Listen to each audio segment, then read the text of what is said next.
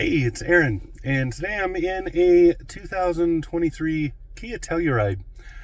This is a Kia's kind of mid-size to large sport utility three-row vehicle, and it's like been a long time to get in one. Just one of those things. Kept not working out. I've driven the Hyundai version of this many times, and this is similar, but there are some things that annoy me that are different. And yeah, so let's this is an interior walkthrough, so let's just get started on that. We'll start in the usual spot and walk around, show you a couple things that I don't like, and a lot of stuff that is really nice. So let's check it out.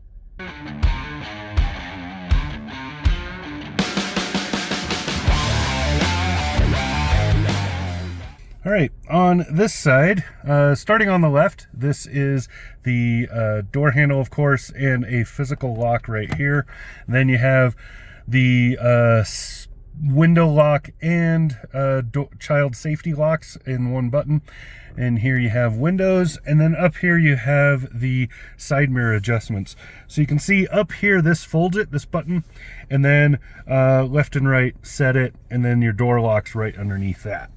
Over this way, trying to keep the sun out of this, there we go. Over here is a bunch of stuff. The dimmer's right here. Here is the tow button, hill descent, opens the rear hatch, and your traction control. Way down there is a hood release button, and your fuse box is right in there. So pull this out, get a fuse box, put it back. One-handed the wrong way is really not easy. There we go. Kind of sport pedals in this particular model. I should bring up a Monroney. I'll try to add it to this when we're done so you can see what we're working with on this one. Going to the steering wheel. Over here on the left side, mostly I'm trying to get this to work right. There we go. Mostly infotainment stuff and phones. So you have volume right here, up and down for your tracks. Now Kia is backwards, so down moves to the next one, up rewinds. Then you have your modes. You can tell it where you want to get the audio from. And then you have voice control, which is pretty good in this. It's not great, but it's not terrible. It's a pretty good menu prompt system, fairly quick. This stars sets a favorite for either a song or a artist or a channel, depending on how you hit it, when you're hitting it, and how long you hold it. This is the telephone, telematics. So if you don't have a phone connected when you first get in this car, you can push that and it will walk you through the menus for that. Over here on the right hand side, mostly cruise control and driver information screen stuff. So on the right hand side, starting with cruise control, this turns it on and off. This is your set, resume, etc. So you set it down or up, and then you can also speed up and slow down, right? And then if you push it, it will kind of cancel, so it pauses it, and then you push it again and it will resume. Down here is your distance setting. So for the adaptive cruise, you tell it how far you want to be. Over here, this is the driver information thing, so it changes what's in the middle right there. Up and down through those, and okay in the middle. And then this is lane keeping. It's sort of lane keeping assist, but mostly it's just a lot of beeping. Telling you if you've gone over a line or something else. I rarely use this. If it's not this kind of system that holds me in the center of the lane, I really don't have a lot of use for it. I tend to move way to the side if I'm passing like a semi-truck or something. And that tends to set these systems off because I'm riding that left-hand line as I'm going around, because I like to give a semi-truck and large vehicles as much room as possible when I'm passing. So now we're at the instrument cluster. On the left side here, you have your speedometer. On the right-hand side, you have a tachometer. And in the middle, you have this giant driver information screen. So you can see estimated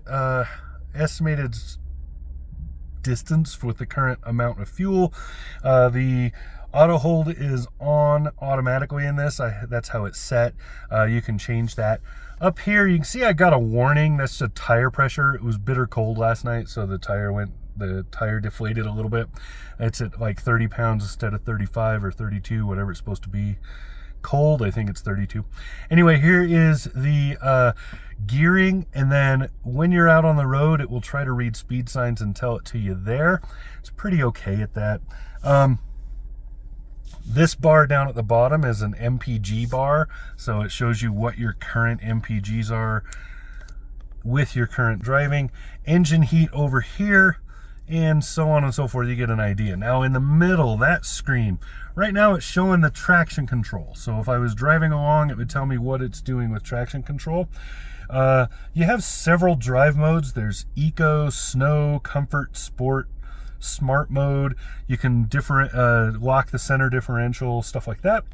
All of that shows up on this screen as you're doing it, and then each of these goes up and down in bars as you're driving to show what you're doing for your traction. So you can see if I move forward just a little bit, the power is even because I was just starting out. So it tends to 50-50 on the start out and then bias towards the front most of the time.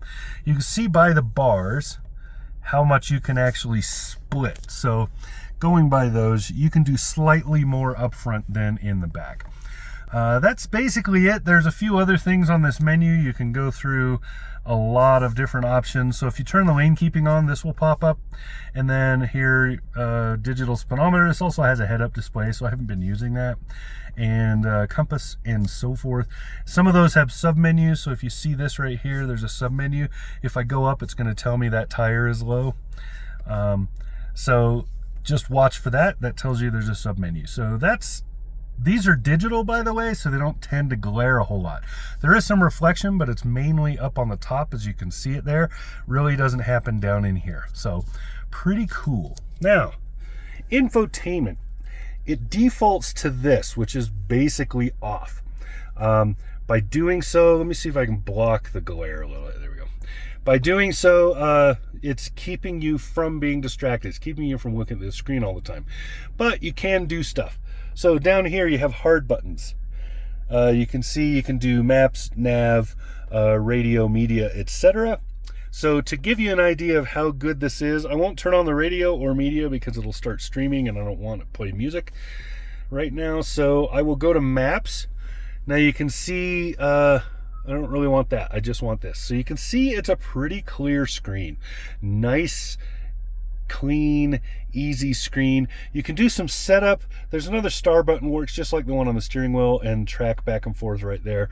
This is a volume knob, and that is a tuning knob. So you do have physical controls. You don't have to do everything on this big screen. It is a nice big clear screen though. Look at that beauty. I really like that screen.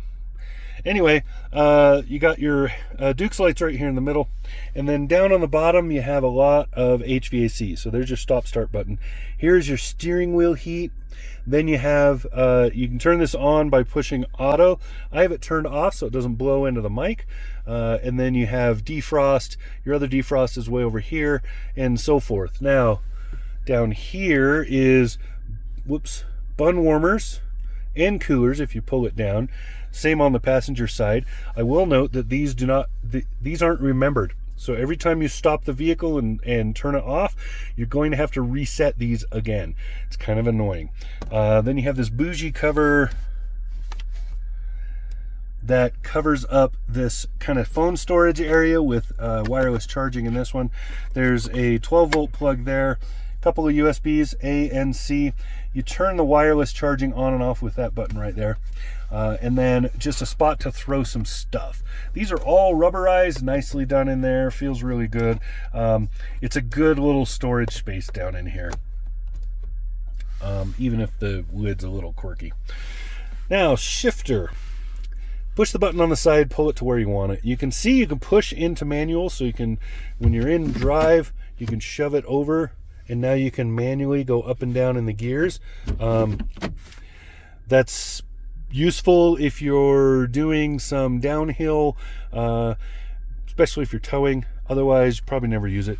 This is a nice spot for just throwing junk. It's also, for some phones, you can set them in there and they'll just set. Then you have your drink holders, which hold some pretty good stuff. Way bigger than just the Starbucks usual. But I will say, if you drink things like Monsters, or not Monsters, the other one, Red Bull, some of those smaller cans, they will rattle in here constantly. Just as an FYI. Here's the off-road / drive mode controls. So you can see it's in comfort right now. There's sport mode here, smart mode down here, which kind of picks what's the best option for what you're doing.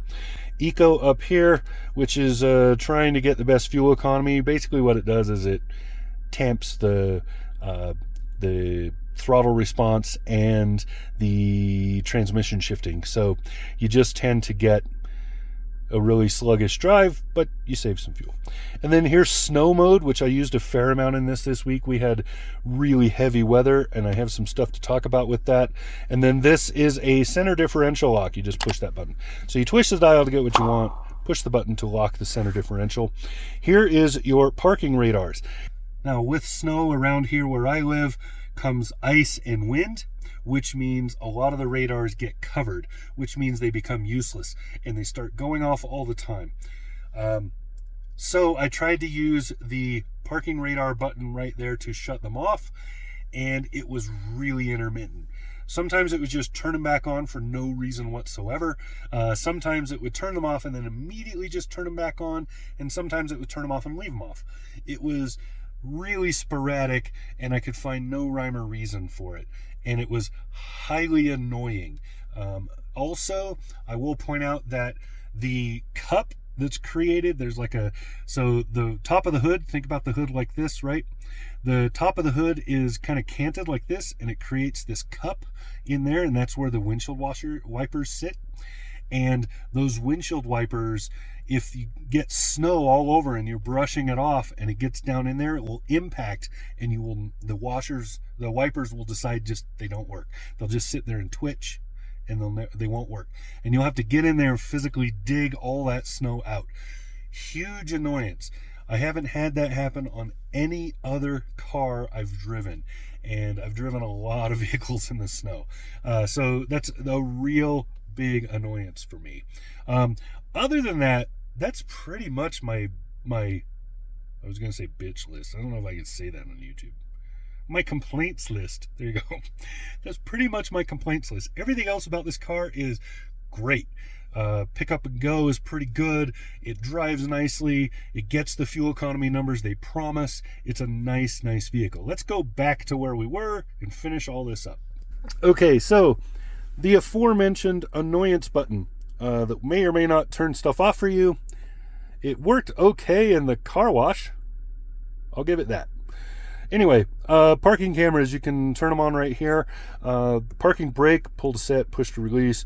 Auto hill hold, and AKA launch control. This just holds you on a hill, basically. If you live where it's very hilly, you'll use this. If you live where I live, you'll never touch it. Over here is the engine start-stop toggle. So if you don't like the auto start-stop, you can just turn it off right there. But it won't remember that every single time, so you have to get used to hitting that button every time you start the vehicle. Anyway, here is the center armrest. Nicely done. Really pretty. It fits. It's matches everything. And then inside is a storage cubby. You can see another USB-C in there, and this comes out, of course, obviously, and then you can see all that space down there. So useful cubby. More drink holders back here, and then here's the OMG bar. I don't know why. I mean, it's on both sides. You don't really need it in this car, but it is kind of nice. Like if you're in the habit of doing this while you're driving, you can do this instead, and it's kind of nice. Anyway, I love the seating in this. The leather in this is great. This is the X Pro package, so this is part of what you get with it. Beautiful leather stuff is happening, and then the color scheme is great. So you see, you got kind of the soft material dash up here, you got this wood happening right here, you got a chrome separator with this chrome right here, and then you got the kind of fake leather it matches in color. So it's plastic, but it matches in color with the leather to finish that off. And you got the same thing happening on the doors. Just really good looking. Now in the back, you can see those two captain's chairs. Very comfortable chairs. And then you have a third row. One of them is down right now because I was doing photos of the cargo space. But you have a third row that is mostly useful. And then there's like built-in window shades and a few other things. So all in all, this is a really nice vehicle. A couple of little things that annoy me, quirks, right? I did forget to mention that the rear view mirror is a camera, if you want it to be. But yeah, I just flipped the switch for no reason and I was like, oh, look. Anyway, yeah, really, really well done vehicle. I think if I was to pick, I would still prefer the Palisade, just because I feel like it's a little more upscale in appeal. But really, this is a great vehicle. I can understand why it sells so well. The biggest annoyance for me was the parking radars and the impacted snow in the washer wipers. Other than that, really nicely done. So kudos to Kia. They did a good job on this. I can see why everybody touts this as a great family choice as for vehicle, and I would totally go along with that. So that's what I got. That's the interior walkthrough of a 2023 Kia Telluride. This has been Aaron. Talk to you again soon. Subscribe.